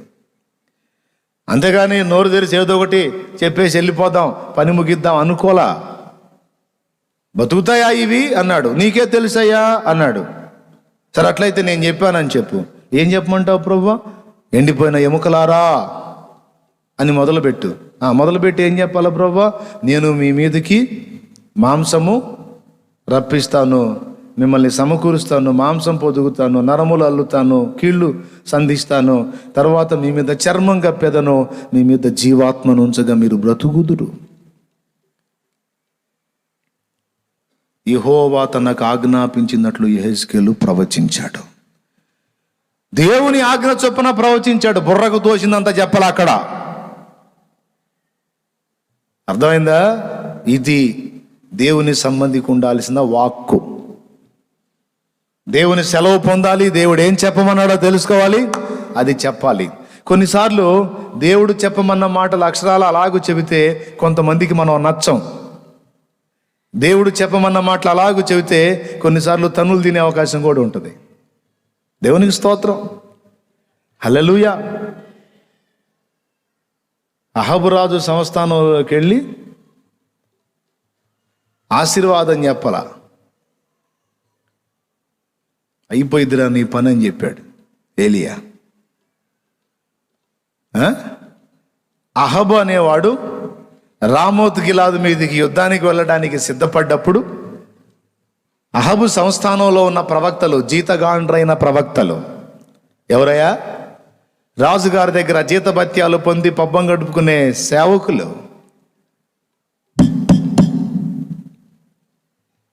ఏమని ప్రవచించారు? నేను రామోత్ గిలాదు మీదికి యుద్ధమునకు పోవుదునా? అహాబు యెహోషాపాతు ఇద్దరు కలిసి వెళ్తానికి సిద్ధపడ్డారు రామోత్ గిలాదు మీద యుద్ధానికి. యుద్ధం చేసి దాన్ని జయించి తీసుకొచ్చుకోవాలని, సంపాదించాలని. అరే అహాబు దగ్గర ఉన్న ప్రవక్తలందరూ ఏకకంఠంతో, మరి జీతగాళ్ళు కదా, వాడు ఎదవైనా సరే జయం పలకాలి, వాడు పనికిమాలోడైనా సరే రాజా నీకు జయం అని శుభం పలకాలి, లేకపోతే తాట తీస్తాడు. అందుకని అందరూ ఏకమై జయము జయము మహారాజా, మీరు అద్భుతముగా జయిస్తారు, రామోత్ గిలాద్ మీ వశమవుతుంది, యెహోవా మీకు అది ఇచ్చి ఉన్నాడు అని చెప్పారు. యెహోషాపాతుకు నచ్చల. అహబు అన్నాడు, యెహోషాపాతుకు నచ్చల. వీళ్ళందరూ ఒకే స్వరంతో ముక్త కంఠంతో జయాలు పలుకుతున్నారు, వీళ్ళు నిజంగా దేవుని ప్రవక్తలేనా? యెహోవా పేరిట ప్రవచిస్తున్నారు, అందరూ ఏకమై ప్రవచిస్తున్నారు. అసలు ఏంది వీళ్ళ వ్యవహారం అంటే, వీళ్ళందరూ ప్రవక్తలే, వీళ్ళకి నేను నెలకి ఇంత జీతం ఇస్తుంటా. ఆహా, నీ దగ్గర జీతం తీసుకునేవాళ్ళు నీ భజన చేయక ఇంకొకటి భజన చేస్తారా? ఈ జీతగాళ్ల ప్రవచనాలు కాదు, ఈ జీతాలకు తీసుకుని ప్రవచనం చెప్పే ప్రవచనాలు కాదు. ఒరిజినల్గా యెహోవా చేత పోషింపబడుతూ, యెహోవా చేత నడిపించబడుతూ, యెహోవా చేత వాక్కు పొందిన ప్రవక్త ఎవడు లేడా అన్నాడు యెహోషాపాతు. ఎంత జ్ఞానం కలిగినోడు చూడు యెహోషాపాతు. అప్పుడు ఇంతమంది చెబితే నీకు తృప్తి లేదా అహబు? ఇంతమంది కాదు, ఇంకెంతమంది చెప్పినా నాకు డౌటే. ఎందుకనంటే జీతాలు తీసుకునే వాళ్ళు భజనే కదా చేసేది, లోపాలు ఏడ చెబుతారు. అందుకే కొంతమంది ఏదైనా కానుక తెచ్చి నా చేతిలో పెట్టబోతే తీసుకోవడానికి ఇష్టపడను. ఎందుకంటే పైసలు చూశాను అనుకో, పైసలు చేతిలో చూశాను అనుకో, గద్దించడానికి మళ్ళీ డబ్బు లేదు, దయ్యంలాగా అడ్డుపడిద్ది. పైసలు కాతారా, ఎందుకు జడగొట్టుకుంటావు? అర్థమైందా? అందుకే డబ్బు కంట్రోల్ చేయడానికి ట్రై చేస్తుంది, డబ్బు కట్టడి చేయడానికి ప్రయత్నం చేస్తుంది. అందుకే దానికి మనం ప్రయారిటీ ఇస్తే మొత్తం తేడా పడిద్ది. నీ డబ్బు గిబ్బు తీసి దెబ్బలో కొట్టు, నాకు అవసరంలా, ఐ డోంట్ కేర్. నీ డబ్బు నేను లక్ష్య పెట్టను, నీ అధికారం, నీ డబ్బు, నువ్వు ఎంత వ్యక్తివైనా సరే, అవసరమైతే నేను ఇస్తా నీకు, అవసరమైతే నేను ఇస్తా నీకు. నీ పైసలకి విలువ లేదు, కానీ నువ్వు తప్పు చేస్తున్నావు జాగ్రత్త అనే వార్నింగ్ ఇవ్వటానికి నేను రెడీగా ఉండాలి. ఎంతటి వ్యక్తినైనా ఎండగట్టడానికి, గద్దించడానికి, ఖండించడానికి, బుద్ధి చెప్పడానికి, సిగ్గు నేర్పడానికి నేను రెడీగా ఉండాలి ఒక దేవుని పాత్రగా. అహబు ప్రవక్తలందరూ పైసలు వేచే కదా, అంతా కలిసి ముక్తఖండంతో భజన చేశారు, జయము జయమని. యెహోషాపాతు అన్నాడు, వీళ్ళు కాకుండా యెహోవా చేత పోషింపబడేవాడు ఎవరూ లేరా, ఒరిజినల్ ప్రవక్త. మీకాయా అని ఒకడు ఉన్నాడు, కానీ ఎప్పుడూ నా గురించి మంచి చెప్పడం, నన్ను చూస్తేనే వానికి ఏదో అదో రకంగా ఉంటుంది. నువ్వు మంచోడు అయితే కాదు బాబు, నువ్వు పెద్ద మనిషివైతే దైవజనునికి మమకారం పుట్టి, నువ్వు పనికిమాలోడివాయే. నువ్వు పేరుకే రాజు, కానీ నీ భార్య నీ మీద రాజు. నువ్వు వెధవల్లో చేరినోడివాయే, నీకెట్లా విలువిస్తాడు? దేవుడు విలువివ్వడు, దైవజనుడు కూడా విలువివ్వడు. వీడు 7-10. మీకాయ ఒకడు ఉన్నాడు, మంచి భక్తి పరుడు, మంచి భక్తుడే, ఏదైనా ఇస్తామన్నా తీసుకోడు, పైసలు కూడా లక్ష్య పెట్టడం. అట్టంటోడే కావాలి, అట్టంటోడు కావాలి, మంచోడు కాదు. ఎప్పుడు నన్ను ఇప్పుడన్నా చూడు శాపాలే పెడుతుంటాడు, అయినా పర్వాలేదు అతన్ని పిలిపించమన్నాడు. ఎవరక్కడ? చిత్తం మహారాజా పోయి మీకాయందండి. ఈ సంతంతా విన్నారు, వీళ్ళు పోయారు మీకాయ దగ్గరికి, ప్రవక్త దగ్గరికి వెళ్ళారు. రాజుగారు, అహబు రాజుగారు రామోతు గిలాద్ మీదకి యుద్ధానికి వెళ్తున్నాడు. అక్కడ చాలా మంది ప్రవక్తలు, 450 మంది పైచిలుకు ప్రవక్తలు ఆయనకి జయం వచ్చిందని ప్రవచించారు. నువ్వు అక్కడికి వచ్చి తేడా మాటలు మాట్లాడావనుకో పచ్చడైపోతావు, పదా రాజుగారు రమ్మంటున్నాడు అన్నారు. ఆయన ఏమనుకున్నాడు తెలుసా? ఏడిశారు, వెధవల్లారా, మీకు భయపడను, మీ రాజుకి భయపడను, యెహోవా నాకేమి సెలవిచ్చునో అదే చెబుతా. మనుషుల పొగడ్తలు నాకు అవసరంలా, ప్రశంసలు నాకు అవసరంలా, భజనలు నాకు అవసరంలా, వాళ్ళు ఇచ్చే పైసలు నాకు అవసరంలా. నా దేవుడు ఏది చెప్పమన్నాడు అది చెబుతా అంతే అని బయలుదేరి వెళ్ళాడు. వెళ్తే 2 రాజులు నిలబడి ఉన్నారు. అహబు అడుగుతున్నాడు, మీకాయా వచ్చావా? రామోత్ గిలాదు మీదికి యుద్ధమునకు పోదుమా అంటే ఈ మీకాయ వచ్చేటప్పటికి సిద్కియా అని ఒకడు ఉన్నాడు. ఇనప కొమ్ములు చేయించుకొచ్చి అతను ఒక ప్రవక్త, బుస్సు ప్రవక్త. ఏం ప్రవక్త? ఆడు బుస్సు ప్రవక్త. ఏకంగా రాజు మెప్పు కోసం ఇనప కొమ్ములు చేపించుకొచ్చి కరెక్ట్గా మీకాయ వచ్చే టయానికి, మహారాజా యెహోవా సెలవిచ్చినదేమనగా, ఈ బుస్సు ప్రవచనం చెబుతున్నాడు. ఏమన్నా తెలుసా? ఈ కొమ్ములతో నీవు వారిని పొడిచి జయించదువో. దేవుడు సెలవిచ్చుతున్నాడు అని ఇక ఒళ్ళు పొంగినోడు చెబుతున్నాడు వీడు. సిద్కియా కరెక్ట్ టైంకి మీకాయ వచ్చాడు. ఆహా, ఏం వేస్తున్నావురా, ఏం వేస్తున్నావురా భజన, ఏం ఎంత అద్భుతంగా మాట్లాడుతున్నావురా, ఫేవర్గా వాడు చేస్తారా రే అని మనసులో అనుకొని నిలబడ్డాడు. ఏం జరగబోతుందో దైవ ప్రవక్తకు తెలుసు, దేవుడు బయలుపరుస్తాడు కదా. అక్కడ ఏం మాట్లాడాలో కూడా తెలుసు, అందుకే మౌనం వహించాడు. మీకాయ చెప్పు, నేను వెళ్ళాలా వద్దా అంటే మీకాయ అన్నాడు, ప్రభువా మహారాజా, ప్రభు సెలవిచ్చాడని వాళ్ళందరూ చెబుతున్నారుగా గెలుస్తారని, పొండి దేవుడు గెలిపిస్తాడులే అన్నాడు. ఈ మాటల్లో తేడా గమనించాడు అహబు. ఎగాదిగా చూసి, మీకాయ నీకెన్నిసార్లు చెప్పాలి, నువ్వు చెప్పదలుచుకున్నదేదో సూటిగా చెప్పన్నాడు. అంటే మీకాయ మాటల్లోనే తేడా అర్థమైపోయింది. వీళ్ళందరూ చెబుతున్నారుగా మీకు జయం వచ్చిందని, పొండి గెలుస్తారులే పొండి అన్నాడు. ఏందా వెటకారం, ఏందా వెటకారం, నువ్వు చెప్పాలనుకున్నదేదో సూటిగా చెప్పు. చెప్పమంటావా? దేవుడు నాకు సెలవిచ్చినది, నాకు చూపించింది, నాకు చెప్పమన్నది చెప్తా. ఇశ్రాయేలు జనులు కాపరి లేని గొర్రెల వలె, ఇశ్రాయేలు ప్రజ కాపరి లేని గొర్రెల వలె చెదరి ఉండుట నేను చూచి ఉన్నాను. యుద్ధం మాని ఇంటికి వెళ్ళండి అన్నాడు. అంతసేటు రెడీ అయ్యి అంత సమకూర్చుకొని అంత సిద్ధపడిన తరువాత నోరు మూసుకొని ఇంటికి వెళ్ళనంటే మండిద్దాం మండదా? నీకు మండితే నాకెందుకు, ఎండితే నాకెందుకు, నువ్వు ఏమనుకుంటే నాకెందుకు, ఏ వాగులో పడితే నాకెందుకు, దేవుడేది చెప్పమన్నాడో అది చెబుతారా భయ్, అంతే. నీ మెప్పు కోసం, నువ్వు విసిరే చిల్లర కోసం మాటలుండవు. ఒక బాబుగారు ఒక ధర్మం చేశారు, వారిని వారి కుటుంబాన్ని మన ప్రభు వారి ఎల్లవేళలా కాపాడును గాక. ఒక అమ్మగారు ఒక ధర్మం చేశారు, వారిని వారి కుటుంబాన్ని వారి పిల్లల్ని ఎల్లవేళలా ఆ ప్రభు సంరక్షించుగాక అనే భజన బృందం కాదు. నీ పైసలు తీసి పక్కన పెట్టు, ముందు మారు మనసు పొందు. దేవుడు ఒప్పుకోవటల్లా. దేవుని దృష్టి ఎదుట నీది చెడు నడత.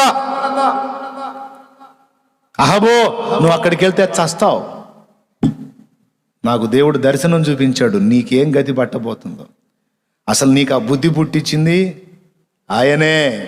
రామోత్ గిలాదు మీదికి పోయి అహబు చచ్చున్నట్లు అతన్ని ఎవరు ప్రేరేపిస్తారని పరలోక సింహాసనం ముందు కూర్చున్న ప్రభు తనతో కూడా ఉన్న సైన్యములను అడుగగా, కొందరు ఇలాగున కొందరు అలాగున చెప్పుచుండిరి. అయితే ఎవరు కూడా సరైన ఐడియా చెప్పలేదంట. అప్పుడు ఒక ఆత్మ దేవుని ఎదుటకు వచ్చి, నేను ప్రేరేపిస్తా అని చెప్పింది. అప్పుడు ఎట్లా నువ్వు ప్రేరేపిస్తావు అని అడిగాడు ప్రభు ఆత్మని. ఏం లేదు, అహబు ప్రవక్తల నోట్లో అబద్ధమాడు ఆత్మగా కూసుంటా పోయి. ఇంకేముంది, ఓటమిని గెలుపుగా ప్రవచింపజేస్తా, వాడు పోతాడు చస్తాడు. శబాష్, పో నువ్వు జయమొందుతావు పొమ్మని ఆ ఆత్మను పంపాడు. ఆ అబద్ధాలు ఆడించే ఆత్మ వచ్చి వీళ్ళందరి నోళ్ళలో కూర్చున్నాడు. వీళ్ళు మాట్లాడుతున్నదంతా అబద్ధ ప్రవచనమే. అహబో, నువ్వు రామోత్ గిలాద్ మీదకి పోయావు అంటే చస్తావు. దేవుడు చెప్పమన్నాడు, నీ ఇష్టం. పరిగెత్తుకుంటూ వస్తాడు. సిద్కియా అనేవాడు వచ్చి చెంప చెళ్ళును కొడతాడు. అందుకే చెప్పింది, దేవుడు చెప్పమన్న మాటలు చెబితే దండలేరు. కొన్నిసార్లు మౌనంగా వెళ్ళిపోతే, కొన్నిసార్లు రాళ్ళు తీసుకొని కొడతారు, చెంపదెబ్బలు కొడతారు, కొన్నిసార్లు గందరగోళం చేస్తారు, చంపుతారు కూడా అవసరమైతే. కానీ సిద్ధపడ్డవాడే దేవుని ప్రవక్త దేనికైనా. అలాగనే అవతల వాళ్ళని అనవసరంగా తృణీకరించి తన్నులు తినమని దేవుడు చెప్పడం. ఇక దేవుడు చెప్పమన్నాడని కనపడ్డ వాళ్ళందరినీ శాపాలు పెట్టుకుంటా తిడతా బొమ్మని చెప్పడం. ఎక్కడ ఏది చెప్పమన్నాడో అది చెప్పాలి. కొన్నిసార్లు సన్మానం రావచ్చు, కొన్నిసార్లు తన్నులు రావచ్చు.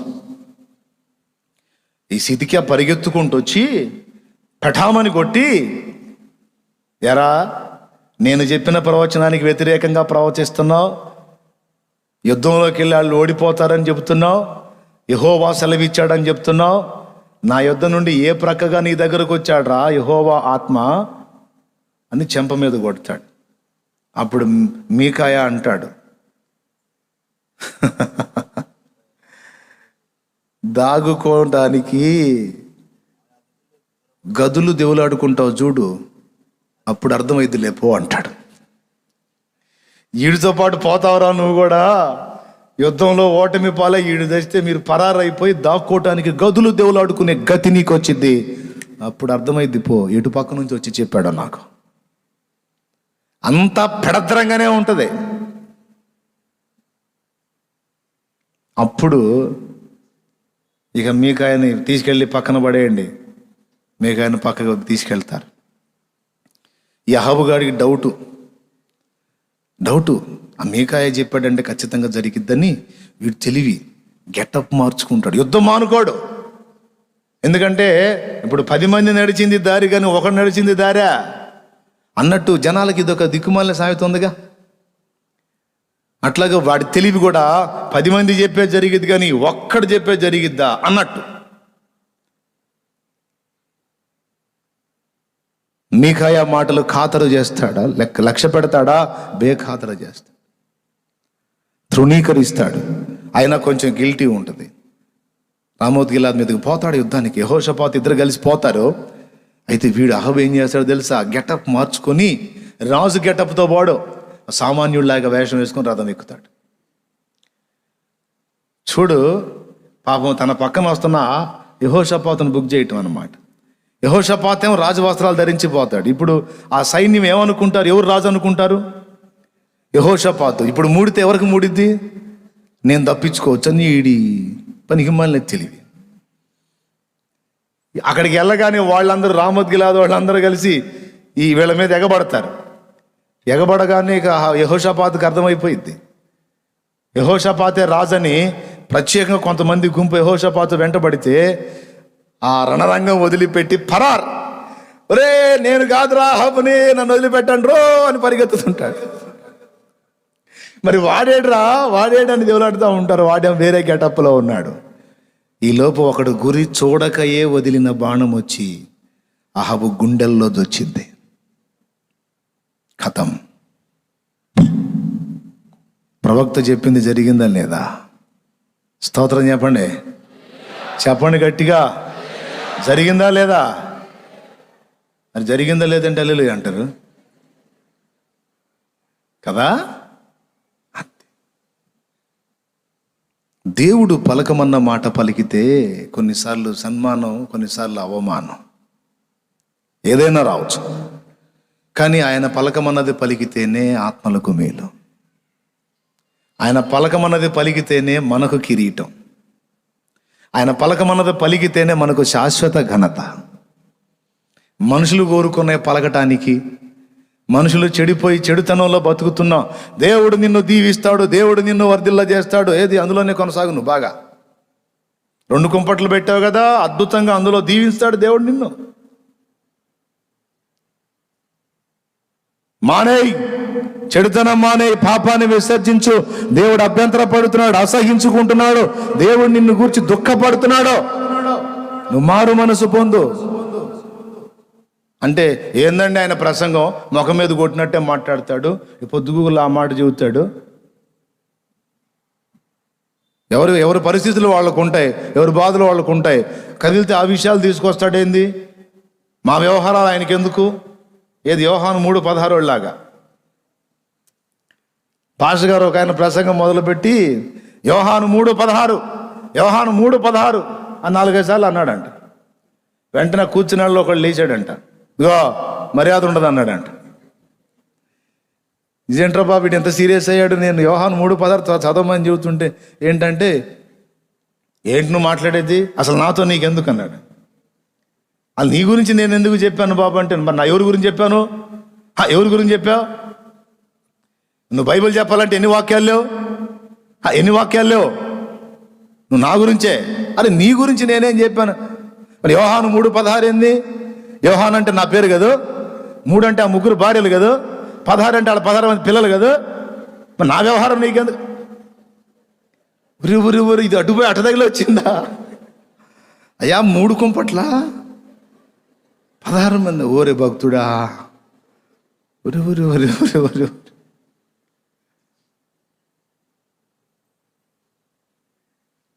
కొంతమంది ఫీలింగ్, నా గురించి ఆయనకి ఎందుకు? నేను తాగితే ఆయనకి ఎందుకు? నాకు 2 ఇళ్ళు ఉంటాయి ఆయనకి ఎందుకు? 3 ఇళ్ళు ఉంటాయి ఆయనకి ఎందుకు? ఆయన నా గురించే చెప్పేది. ఏమి నొప్పి పాపం చెప్పేవాడికి సంబంధం లేదు. వరసలో దేవుడు నడిపింపు ప్రకారం వెళ్తూ ఉంటాడు, తగిలే వాళ్ళకు తగులుతూ ఉంటుంది. అప్పుడు ఏం చేస్తారు తెలుసా? నొప్పి పుట్టి కట్ అయిపోతారు కొంతమంది మారు మనసు పొంది దిద్దుకుంటారు. దేవునికి స్తోత్రం చెప్తాం గట్టిగా, హల్లెలూయా. మనుషుల మెప్పు, మనుషుల భజన, మనుషుల గొప్ప, మనుషుల ఘనత తీసి దెబ్బలో కొట్టినవాడు ప్రవక్త. దేవుడు పలకమన్నది పలుకున్నట్లు దేవుని దగ్గర కనిపెట్టి ఆయన వాక్కు తీసుకొని మాట్లాడితే అప్పుడు బ్రతుకుతాయి ఎండిపోయిన ఎముకలు. దేవుని మాట తగిలితే బ్రతుకుతాయి. నీ సబ్జెక్టు, నీ జ్ఞానం, నీ పాండిత్యం, నీ పనితనం, నీ మేధాశక్తి, నీ బైబిల్ పరిజ్ఞానం, నీ బైబిల్ కాలేజీ జ్ఞానం, ఇది కాదు ఆత్మల్ని బతికించేది.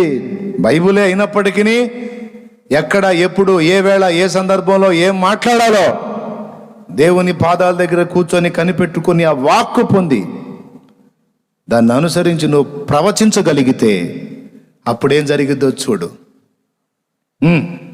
ఏం జరిగిందో చూడు.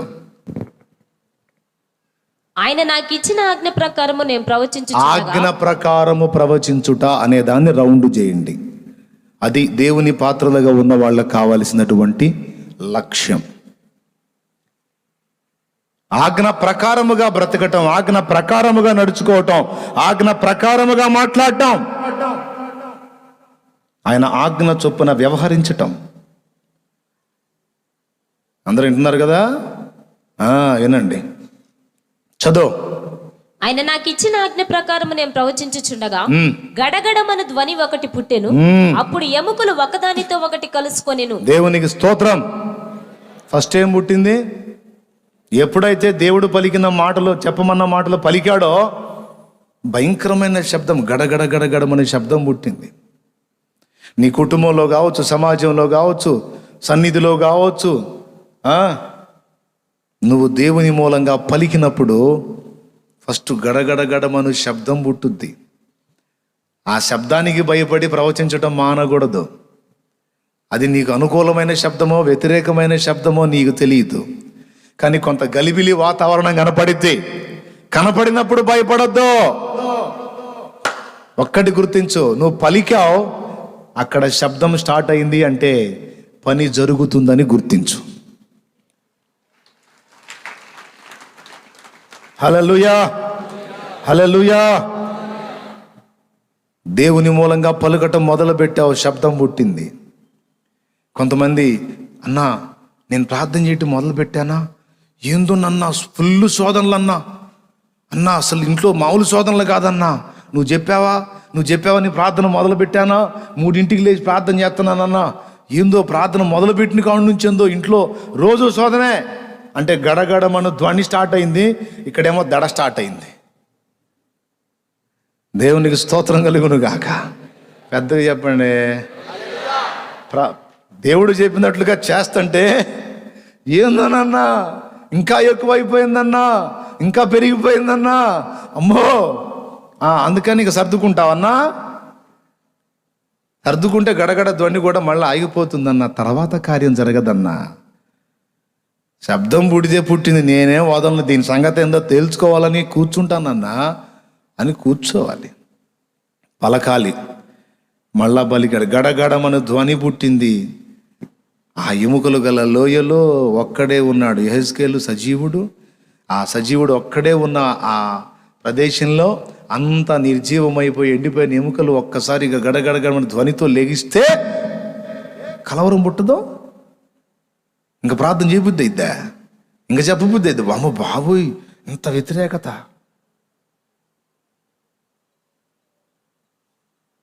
పని ఉంది అక్కడ, దేవునికి మహిమ కలుగును గాక.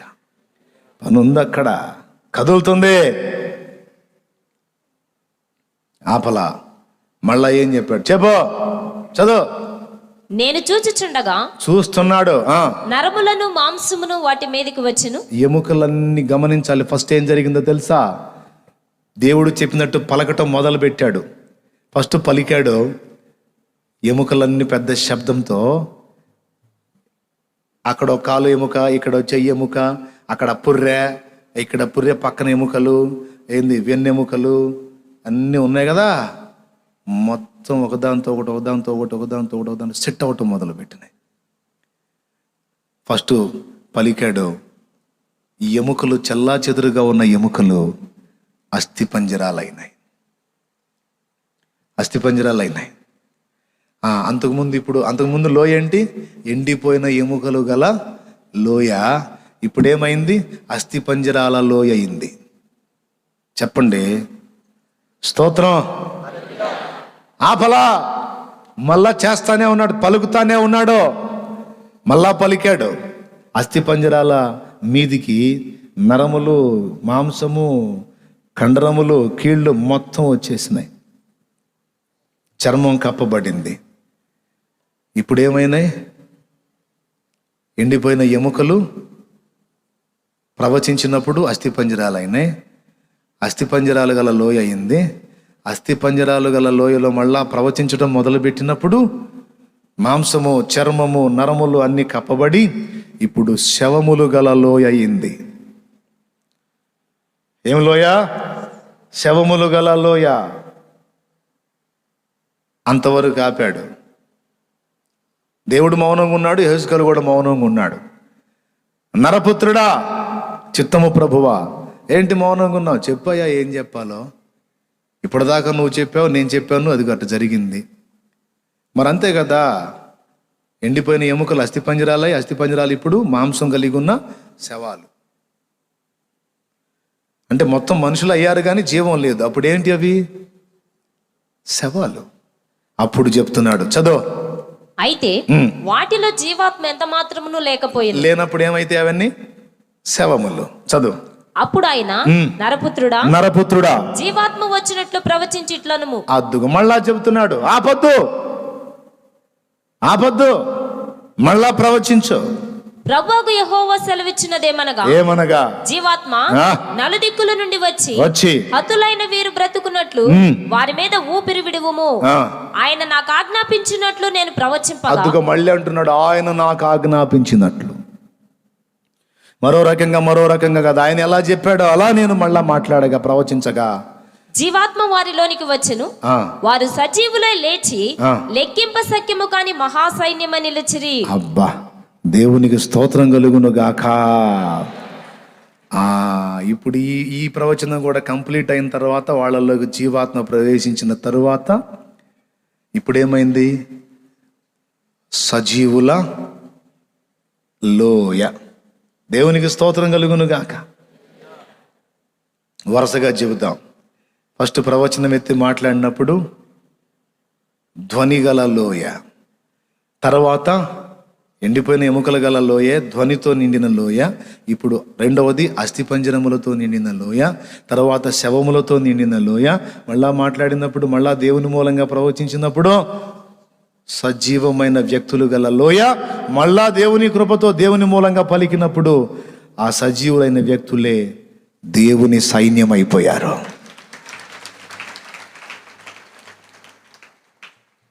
అంటే దేవుని యుద్ధములో జరిగించేటువంటి సైన్యం. అలా అయిందే ఇది కూడా, అలా అయిందే ఇది కూడా. ఇదొక ఎముక, ఇదొక ఎముక, ఇదొక ఎముక, అయ్యొక ఎముకలు, ఈ యొక్క ఎముకలు, అవన్నీ ఎండిపోయిన ఎముకలు. భక్తులు దేవుని మూలంగా ప్రవచించారు, ఇవి బ్రతికినాయి. ఇప్పుడు ఏమైనా ఇవే భక్తుల ప్రవచనం కొనసాగుతూనే ఉంది. ఇవి సైన్యమై దేవుని కొరకు సాతానుతో యుద్ధం చేస్తున్నాయి.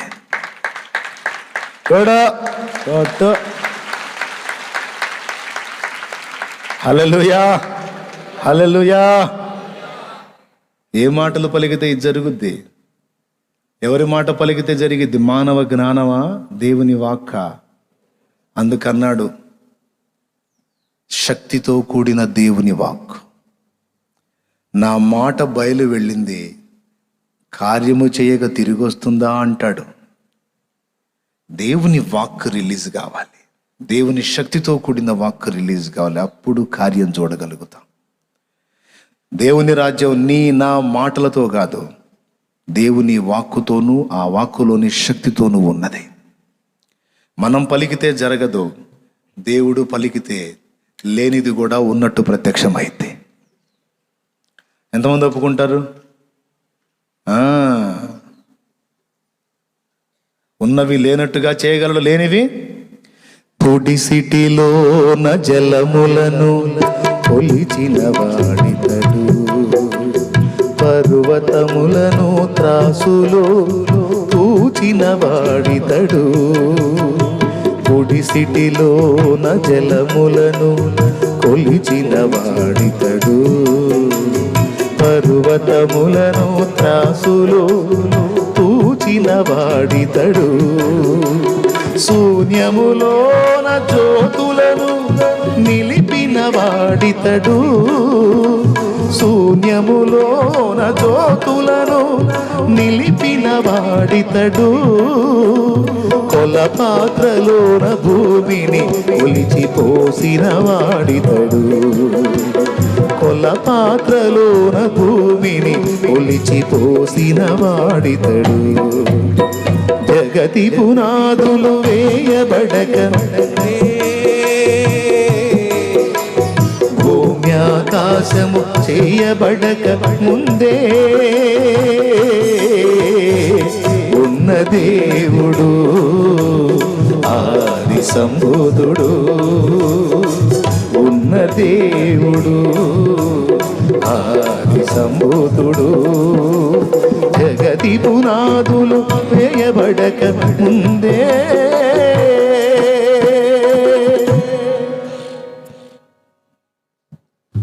ఏమీ లేని శూన్యంలో ఆయన పలికితే, ఆయన వాక్కు పలికితే సమస్తము ఏర్పడినట్లే. దేవుని శక్తితో నింపబడిన దైవ వాక్కు రిలీజ్ అయినప్పుడే ఎండిపోయిన ఎముకలు సజీవ సైన్యమై దేవుని కొరకు నిలబడతాయి. ఈరోజు ఆ ఎండిపోయిన ఎముకల్ని సైన్యముగా నిలబెట్టడానికి దేవుడు రెడీ. ఎండిపోయిన ఎముకలు కూడా బాగుపడటానికి రెడీ. అమాయకంగా దీనంగా చూస్తున్నారు వ్యక్తులు, ఎండిపోయిన స్థితిలో, ఎండిపోయిన ఎముకల్లాగా. మరి ఆ ఎముకల్ని సైన్యంగా చేసే దేవుడు సిద్ధం, ఆయన బాగు చేయాలని ఎదురు చూస్తున్న ఎముకలు సిద్ధం. ఇప్పుడు మధ్యలో యెహెజ్కేలులు కావాలి దేవుడికి. హల్లెలూయా. ఎవరు కావాలి? ఆ ఎముకల మధ్యలో సంచరించి ప్రభువు మాట చొప్పున ప్రవచించి ఆ ఎముకలను ఒక సైన్యముగా నిలబెట్టడానికి దేవునికి ఒక మానవ వ్యక్తి కావాలి, ఒక యెహెజ్కేలు కావాలి. ఈరోజు నువ్వు కొంతమంది విషయంలో యెహెజ్కేలువే అయ్యావు. నువ్వు కొంతమంది విషయంలో యెహెజ్కేలువే అయ్యావు. నీ కుటుంబంలో ఎండిపోయిన వ్యక్తులను బతికించడం కోసం దేవుడు నిన్ను ఒక యెహెజ్కేలుగా వాడుకున్నాడు. నీ బజార్లో, నీ ప్రాంతంలో, నీ సమాజంలో ఎండిపోయిన ఎముకల్ని బ్రతికించడానికి దేవుడు నిన్ను ఒక హెజ్కేలుగా ఇప్పటికే కొంతమంది విషయంలో వాడుకున్నాడు. కొంతమేర వాడబడ్డావు, కొద్ది గడగడమని ధ్వని బొట్టగానే సర్దుకున్నావు కొన్ని విషయాల్లో. ఇదేందో దేవుడి పని అని అంత దేవుడే అని దేవుడి కోసం పరిగెత్తుతుండేందో, నాకేందో దెబ్బ మీద దెబ్బ తగులుతుంది, ఎందుకు వచ్చిన గొడవ, మనం ఎందుకు ఇవన్నీ, వాళ్ళు చేసే పనులు మనకెందుకు, ఈ ప్రార్థనలు మనకెందుకో, ఈ సువార్త ప్రచారాలు మనకెందుకో, ఎందుకు గడగడమని ధ్వని వస్తుందిలే, దెయ్యాలన్నీ మన మీద దాడి చేస్తున్నాయి ఎందుకు అని కొంతమంది సర్దుకున్నారు ప్రతికూల పరిస్థితులు చూసి. అలాగా యెహెజ్కేలు సర్దుకుంటే, మనకు ముందు తరంలో ఉన్న దైవజనులు సర్దుకుంటే, ఇప్పటి తరంలో ఉన్న దైవజనులు సర్దుకుంటే, నా మట్టుకు నేను సర్దుకుంటే మీరు బ్రతకగలరా? మరి నా విషయంలో నాకు ప్రకటించిన దైవజనుడు సర్దుకుంటే నేను బ్రతకగలనా? కాదు కదా. ఇప్పుడు మీ బాధ్యత మీరు విస్మరిస్తే మీ వల్ల బ్రతకాల్సినవెన్నో మనం నష్టపోవాల్సి ఉంటుంది. అందుకే దేవుడు అంటున్నాడు, నువ్వు నాకు ఒక యెహెజ్కేలు లాగా అందుబాటులోకి రా, నా వశమునకు అప్పగించుకో. నువ్వు ఇంతవరకు యెహెజ్కేలుగానే వాడబడ్డావు, వాడుకున్నాను నిన్ను. కొంతమంది ఎండిపోయిన బతుకులను నీ వల్ల బతికించాను, నీ ద్వారా. గడగడమను ధ్వనికి, అవి శ్రమల ధ్వనులో, సమస్యల ధ్వనులో, ఆకర్షణల ధ్వనులో, వేటికి మళ్ళా నువ్వు ఆకర్షింపబడి వెనక్కి జారావో చూసుకొని నా వైపు మళ్ళుకొని, నాకును ఎండిపోయిన ఎముకలకును మధ్యవర్తివై ఉండు, నిన్ను వాడుకొని నేను వాటిని బతికిస్తానని దేవుడు మాట్లాడుతున్నాడు. చెవులు గలవాళ్ళ ఆత్మస్వరం వినుగాక.